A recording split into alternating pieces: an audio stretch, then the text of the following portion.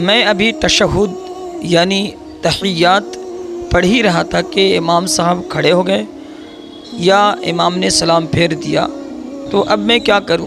क्या इमाम का साथ दूं या अपनी तहियात मुकम्मल करूं? तहियात के बारे में शरई मसला ये है, किसी भी नमाज का क़ादा उला हो या क़ादा खीरा, हर क़ादा में तहियात का पढ़ना वाजिब है।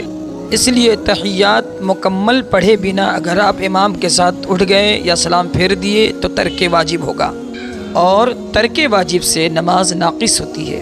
लिहाजा अगर आपकी तहियात नामुकम्मल है तो पहले आप तहियात मुकम्मल करेंगे, फिर इमाम के साथ खड़े होंगे या सलाम फेरेंगे। अगर आप दुरूद शरीफ या दुआए मासूरा पढ़ रहे थे तो इमाम जिस वक्त सलाम फेरेंगे उसी वक्त आपको सलाम फेरना पड़ेगा और दुरूदो दुआए मासूरा को नामुकम्मल छोड़ देंगे।